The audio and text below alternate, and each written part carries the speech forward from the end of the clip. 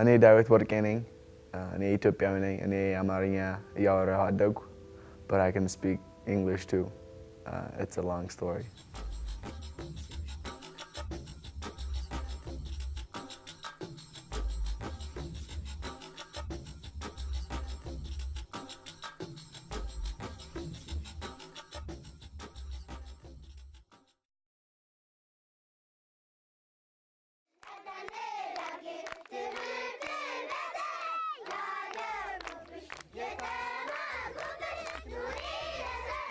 Ethiopia is located in northeast of Africa. It's close to Sudan, Kenya, and Djibouti, and Eritrea. Ethiopia is a very kind of grassland country, but it's not desert. But where I grew up, it's very mountaineer, kind of high elevation, very beautiful.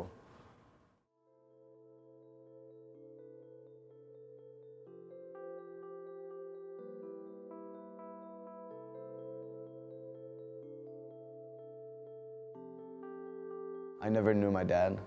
I asked my grandma if she knew who he was or where he was. She had no idea. And about my mom passed away when about 3. I don't remember very much. There's little weird memories that I have. Her buying me incense and sugar cane when she comes from the city. That's the only memory I have.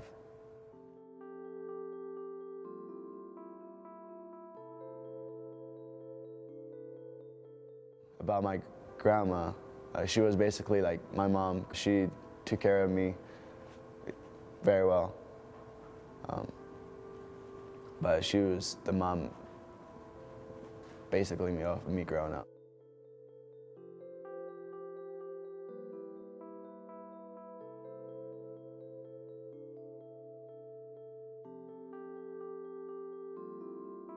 So after my mom passed away, I was living with my grandma, and my grandma was kind of getting a little old. My uncle lived next door basically, and then they decided to have a house together. When I was with my uncles, I would be in charge of all the animals. I would take them out, and then I would go out at 8 in the morning, and then be back by 7 at night. And my uncle had 3 kids. We lived together, and then I didn't get along very well with my uncle's kids. I used to get in trouble a lot because I used to beat up my little cousins, and then my uncle would beat me up too. And then my grandma would get upset just because she doesn't see me in trouble and get beat up too. So you can say it was kind of tough living with them. So my second aunt, she heard about this adoption opportunity. She asked me if I was interested, and she talked to my grandma, and my grandma, she said it was okay with her, and she was like, yeah, it's fine with me. I want him to be happy and all that. The orphanage she was talking about, they came to the city, and there's the city hall of that. They come and talk to you, and then hear your story, and they decide if they want you in the orphanage or not. And then I talked to the sister. She heard my story, and she said she was interested in having me in the orphanage. So after about 2 to 3 months, I went to the orphanage when I was about 8.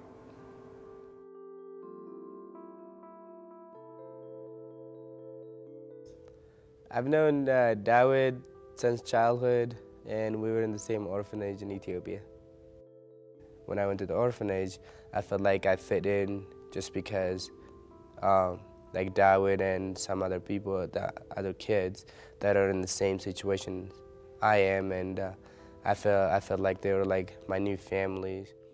One thing that I didn't have to worry about is not having anything to eat because the sister Latgarda and other nuns took care of us. Just like other people, we had chores on weekends and time to study and time to watch TV and time to play games and stuff. Yeah, we did a lot of different activities. We played basketball, played volleyball, we played soccer. We did a lot of soccer. sometimes when we don't have a soccer ball, we make our own out of stuff, some plastic and stuff in the socks, and just wrap it around and have fun.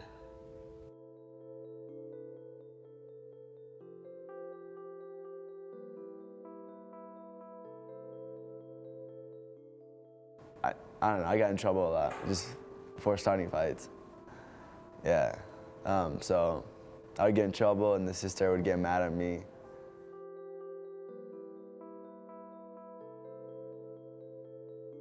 The sisters spoke English maybe. They did speak like good English, but they also spoke a little bit of like, it wasn't too good, they had accents. English was hard. We did take English class in school and stuff, but it just wasn't that easy. And the best way to learn was when other people from like other countries come, and we'll have a small conversation with them. And sometimes we even have between us, like Dawood and other kids, we'll have like a little competition, like who can communicate better with those people. There's people that got adopted in Germany that I know that were friends with me. Germany, Australia, and Austria. So you can say it was around the world. There's a lot of kids that are not adopted. So, and if you don't get adopted until you age out when you're about 18 years old. If you don't get adopted, life is pretty rough.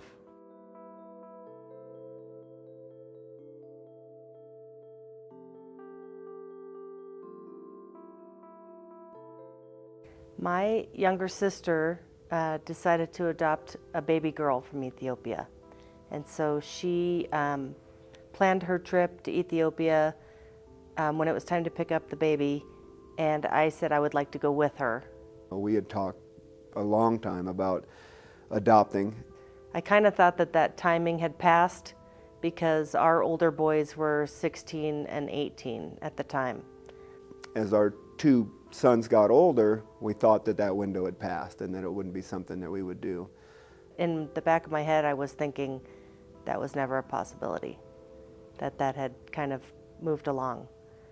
But when I got there and saw all the orphans, and they were all very sweet and almost competing for your attention because they wanted a home so badly, that was that kind of moved me and made me think that maybe it's a possibility. And I thought, how did I not see that coming? Patty going to an orphanage, you're pretty sure she's going to fall in love with some of the kids. So yeah, after I thought about it, I thought, that was pretty obvious. Then a lady that worked at the orphanage was from New Jersey, and she was saying that she couldn't imagine why David didn't have a home. And she said he's funny and he's sweet, and we just heard that and kind of moved on with it. And then my younger sister and I were walking at the orphanage, and David walked past us and smiled, and we literally both reached over and grabbed each other's arms, like, wow, he's so beautiful. His smile was so beautiful. And then later the lady was talking, and she said that that was David. I think it was the next day we hung around him. We had letters that we were delivering, We had letters that we were delivering, and we delivered his. I wrote a letter to Dawood, hoping that he'll get adopted to America and even Arizona, telling him that life here is a lot better than the orphanage, and had a good opportunity going to school, meeting new friends, and just being happy, having parents that I can call mom and dad, and knowing that I have someone to love me and support me and is always there for me. I asked him if he minded if I read it over his shoulder. And when he opened the one letter, he was reading it, and I was reading over his shoulder. It said, "Dear Dawood, I hope you find a family soon. I hope you find one in Arizona." And I got goosebumps up my arms. She told me the story about David and showed me pictures, told me the story about the letter that she was reading, and I thought it sounded like it was something that was meant to be. So there was some apprehension for sure and some fear on our part. You know, our two sons, one was right away said, let's do this, and then our middle son, it took him a little while to warm up to the idea, and then he eventually came around. Because there's a lot of fear of the unknown with something like this, just because David was 13 already, and it's, you know, it's a different continent, it's a different culture, and there was a lot of fear how he was going to fit into the family, if he would even like us as a family, and so yeah, there was a bit of a leap of faith in making it happen. My husband's concern was money, because we were coming right into the recession.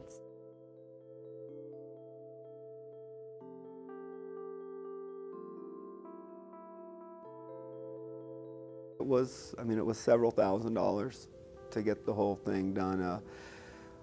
Probably not including the actual trip over there and the airline tickets and stuff. Yeah, it was, luckily it was at the beginning of the recession where we still had some reserves. It took, from meeting him to bringing him home, took 9 months. Yeah, kind of like having a baby. So when I found out I had a family that was adopting me, I was pretty excited. I was stoked.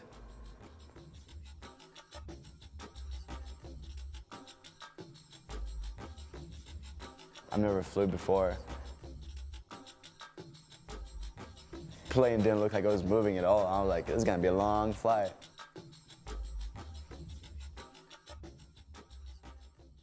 So when I came to Phoenix, my two older brothers, met us at the airport. So we kind of hugged it out. It was kind of cool. And then we took a picture, like as a first family picture. The orphanage did a great job of kind of teaching them about America, teaching them about the culture. And I think when he came, it was obviously a strange place, but it wasn't a complete unknown to him just because he had so much education in the language and the culture, what to expect, kind of. It was kind of cool just trying to meet everybody, but it was a lot of work trying to remember like each one's names. What are you talking about? That was the funniest thing for me when he came over. I could understand him, but he put inflections and like weird parts of words or weird parts of sentences, so that would always crack me up. He spoke English way better than we spoke Amharic, so he was really, I mean, he had that strong accent, and there were certain things that he would say where it took us a minute to figure out, but I mean, he's a smart kid, and he picked up English pretty well. Ordering food was the funny part at first. Went into Subway with him and just walked up and started ordering my stuff and turned around. He's just looking at me like, what do I do? I don't know what all this is. Oh, all right. Our son Grady, he thought he needed to really take on the big brother role, and he's never been a big brother, so he was really bossy with David. Going from being the younger brother to the middle brother was a change. I don't know, I felt like I had to be more responsible, not that I was doing a good job of it, but there's definitely like an inclination to try to be a good example. He wanted to tell on him, you know, well, he's doing this, and he's, you know, this is ridiculous. He shouldn't be doing that. And I would say, he already has a mother. He doesn't need you. You know, you just be his brother. You can guide him, but you don't need to boss him around. And it was a change, but it's also nice that, you know, having a younger brother like David, that there's not really that pressure there, because he's kind of got it all together. So it's nice, you know, sometimes even learning stuff from your younger brother can be a real eye-opener. so I think that was just an adjustment of being the youngest to being the middle child. My parents are pretty great. When I said I wanted to play soccer, basically they paid a lot of money for me to join club, like very expensive club. It was like very known club. But they're like, yeah, if that's what you want, we'll try to do it. They did a lot for me. He fit in right away in church, and he fit in school, and he fit in sports. Good athlete, so I didn't see any real problems for him. Everything seemed pretty seamless. We heard other stories with other families that adopted that had really tough go. Kids that didn't fit in and had troubles, and so we were grateful because ours was definitely a pretty easy road in comparison.